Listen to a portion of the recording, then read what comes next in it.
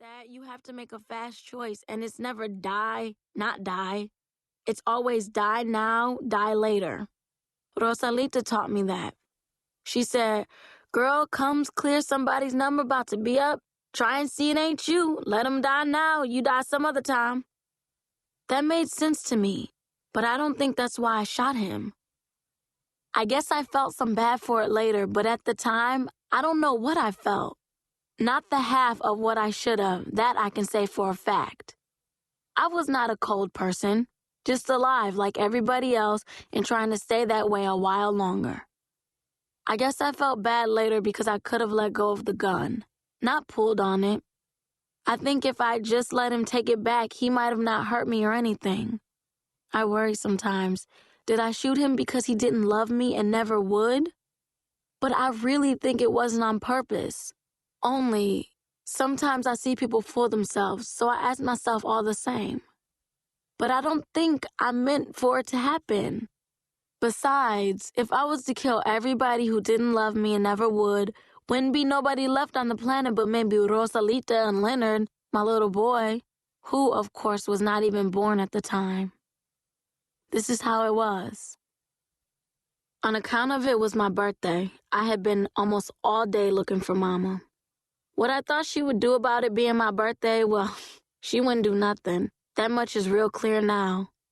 But it made me look for her all the same.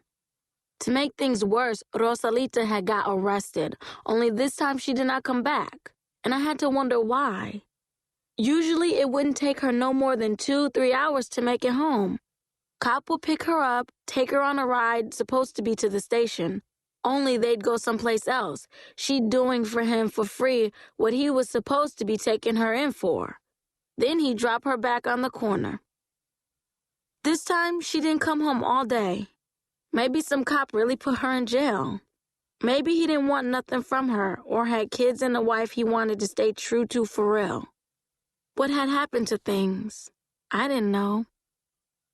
I went by to where little Julius was sitting out on his stoop, and I asked him, did he see my mama? Maybe I seen her, he said. Maybe I ain't. Why ain't you come over a little closer here and we can talk about it? I didn't get no closer to little Julius. He was a big fat man with his hair shaved all off and little designs shaved in, and when he smiled, his front teeth were all gold. You would think it would look nice, but no, it was ugly. He liked the color of my skin because of me being part black and part Korean. He said I'm fine. Not that day, but he said it in the past. And even that day, even with him not saying it, you could feel that hanging around.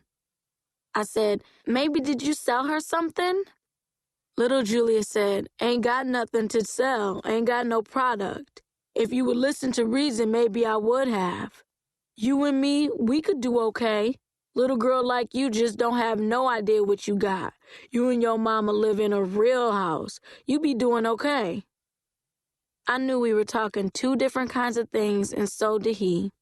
I cared, and little Julius, he did not. Who she buy from when she don't buy from you? Little Julius frowned. Frown like that means maybe time to back up. Maybe time to get the hell somewhere else. I say no to guys all the time. Every day. Most don't like it any too much. Sometimes I say yes. The good ones, they're not sure what they feel. Feel too many things at once. They are the only kinds I say yes to. The too short kind, I say no. They got no conscience to make them feel some other things. Watch out for that. I waited under the freeway overpass for some guy they called Slacker, listening to the cars go over my head. Me and Mama didn't have a car. I was wondering should I go back in and ask for this Slacker guy again. But I was in that bar once already and the bartender man, he threw me out. Said I would lose him his license. Said he would send this Slacker out to see me. I was thinking maybe I would just go on back to Rosalita's. Give this up for the day. But it's a long walk back there. If I had bus fare, maybe I would have already been gone. The day was already almost over. Then this man came walking by. Looked too good to be down there, you know, with the suit and all. A white man with a shiny gold wedding ring.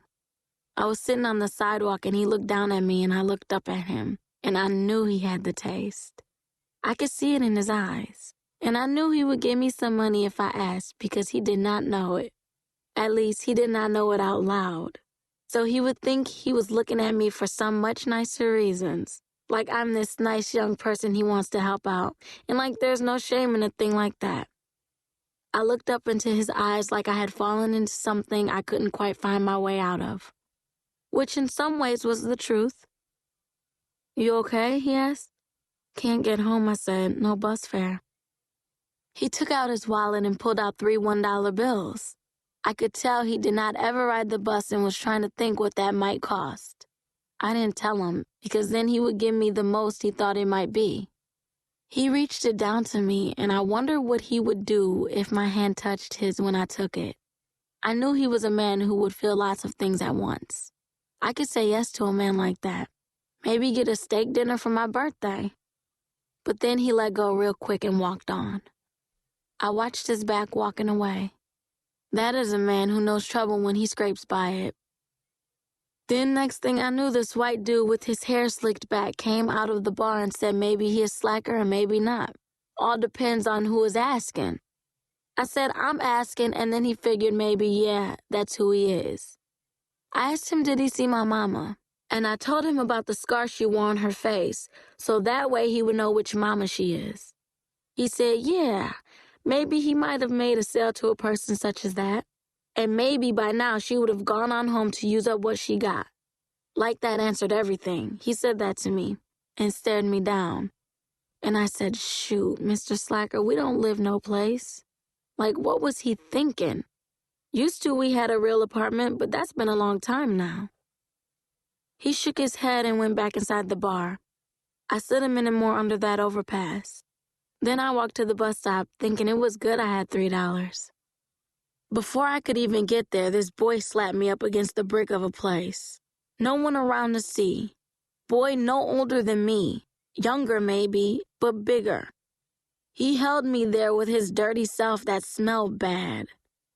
"What you got for me?" he said. "Got any money?" I thought for a minute about that $3 and would I fight for it. I can take an ass whooping. I've done so many times. But it was my birthday, and I also could not see getting my ass beat for $3. That white man with the shiny gold ring, where was he now when I needed him? "I got $3, I said. "Shit, that ain't no money," he said. So I said, "Fine, don't take it then." But he did take it, stuck his hand deep down in the pocket of my shorts and took it away, and then pressed his dirty self up even closer and said he can take what he wants. I was just about to spit on his face, but then he said, "Don't want nothing from you, though," and he let me go. I spit on him just the same, and he kicked me in the leg and ran away. I sat on the bus bench anyway, because sometimes there's this one driver on the route who will let me ride even if I don't pay. He is nice. But a bus came by and it was not him driving. It was this lady.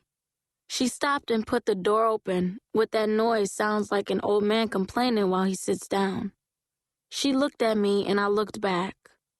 "Getting on," she said. "Don't have all day."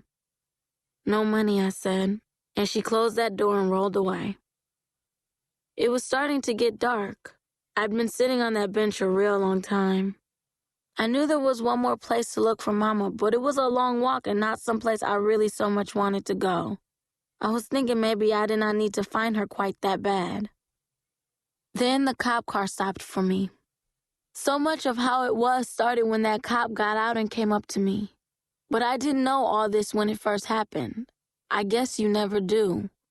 I didn't know there would ever be a Leonard, or that this man would be his father, or that anybody would have to die. I didn't know where all this would take me at the time. This cop, he got down on one knee by the bus bench. "You been sitting here an awful long time," he said. "You been letting some buses go by. You got a way to get back home?" I looked at his badge and his little name thing. It said Officer Leonard Dimitri. I looked past him to his partner waiting in the car. His partner had a mustache and his lip was funny underneath. Like one of those lips start out in 2 pieces and later the guy grows a mustache to cover it, but you can still see where the split was. He had this look like he didn't like what was starting.